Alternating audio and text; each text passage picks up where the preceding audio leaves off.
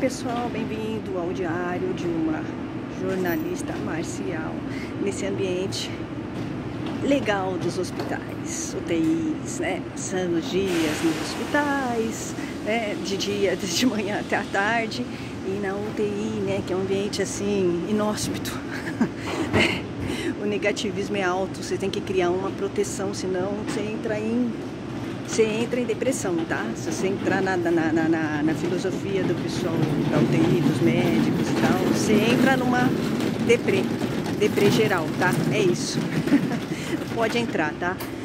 Uma coisa interessante nesses meus 3 meses de hospital, tá?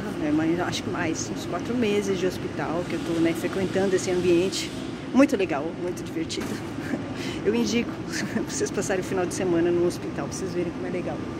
Então, você vai encontrar muitos personagens, tá? Muitos personagens, pessoas interessantes, com histórias de vidas parecidas com as suas, assim. Na UTI você vai cruzar, tá?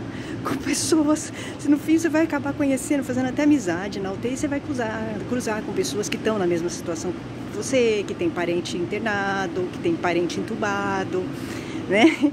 Então você vai, histórias de vida, você vai ver coisas, né? Quando você está nesse ambiente hospitalar, você vai ver coisas, né? Coisas malucas, você vai ouvir histórias de vidas, né? Então vou contar do primeiro hospital que eu estive. Eu estive em 3 hospitais, tá? Eu já estive em 3 UTIs, tá? Nesses 3 meses, nesses 4 meses, tá? Então você vai conhecendo muita gente, né? Eu me lembro que no primeiro hospital em que eu estive, fiquei lá 30 dias, tá? 30 dias acompanhando, né, essa pessoa.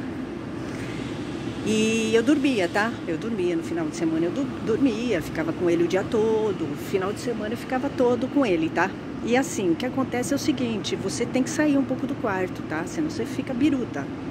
Você pira, se você ficar o tempo todo no quarto, você adoece. Você já adoece com a pessoa, né? Quando a pessoa tá numa situação assim, né, doente, fazendo tratamento, você adoece com a pessoa, tá? Mais ou menos. Verdade, você adoece.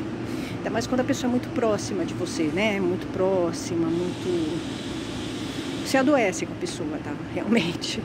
Você tem que tomar muito cuidado, mas você adoece, tá? É muito difícil você não entrar junto, tá? Não entrar junto. Então, eu me lembro que no primeiro hospital que eu fiquei, eu me lembro que numa madrugada eu desci, né? A pessoa que eu tava dormiu, estava segura, estava tranquila, né? Eu desci para tomar um café, tá? Era de madrugada já. Era um sábado, de um sábado para o domingo. E o hospital estava vazio, assim, sabe? Tava fantasmagórico, porque é um hospital, é um hospital bem movimentado, tá? Aquele primeiro hospital que eu fui, que eu não gostei, tá? Que deu problema. E era um hospital bem movimentado, assim, lotado, né? Então, assim, primeiro você já vê um hospital, assim, totalmente diferente, né? Fantasmagórico, tá? Não tinha ninguém, tá? E a lanchonete estava aberta, tá? Porque fica aberta 24 horas por dia, tá? A lanchonete. Eu fui. E eu tava bastante preocupada, né? Com meu parente. Lá atrás já tava muito preocupada, né? Muito preocupada com ele, com a saúde dele, né? Muito frágil. E eu me lembro que quando eu fui, né? Peguei o café e tal, fui pagar. A moça que tava no caixa, ela perguntou, né? Quem tá internado? Você tá com alguém internada? Eu falei, sim, tô acompanhando uma pessoa internada. Expliquei, né? Contei pra ela que eu tava muito preocupada com ele, muito preocupada com ele.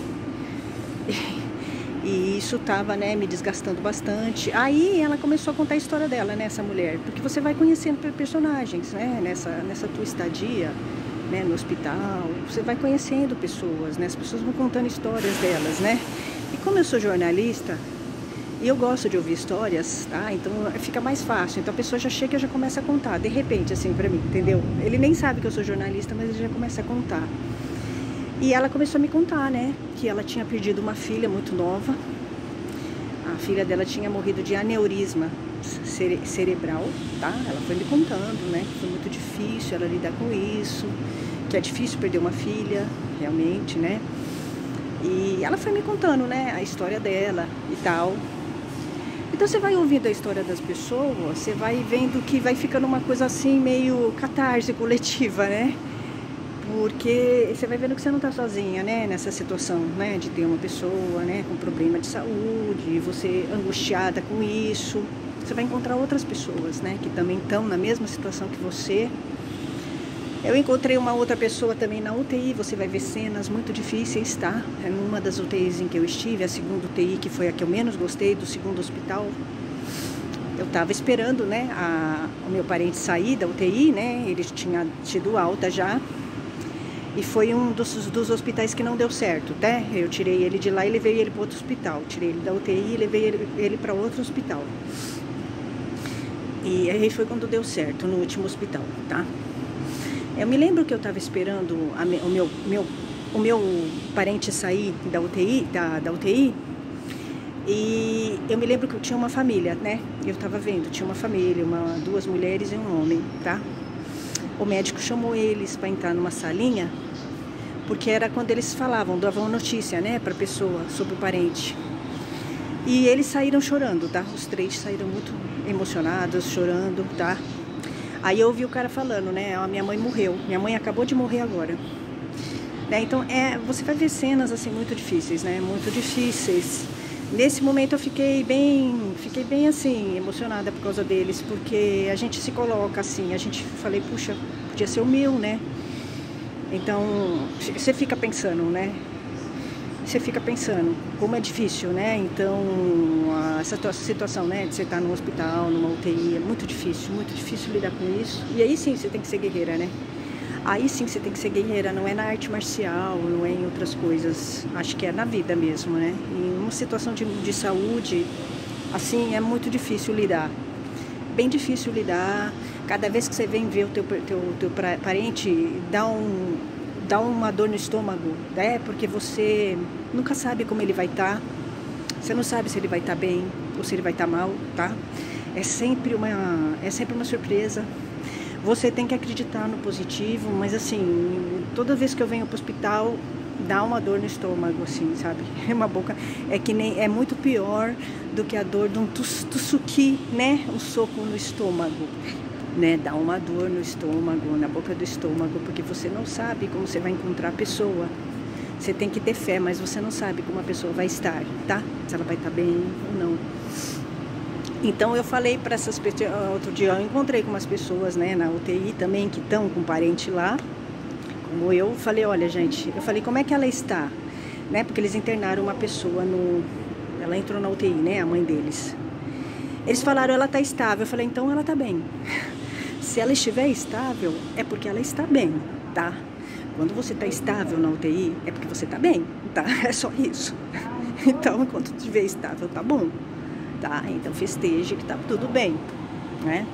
Porque a pessoa demora um pouco, né, para reagir, né? As pessoas demoram um pouco, elas vão ficar um bom tempo estáveis, e o estável é bom. No hospital, numa UTI, estar estável é bom, tá? É sinal de que é bom. Então é isso, gente. Eu vou contar algumas histórias para vocês, das histórias que eu tô ouvindo e das coisas que eu vejo, que é muito difícil, realmente é muito difícil, tá? Lidar num UTI, um hospital, ter um parente aqui dentro, é muito difícil, tá?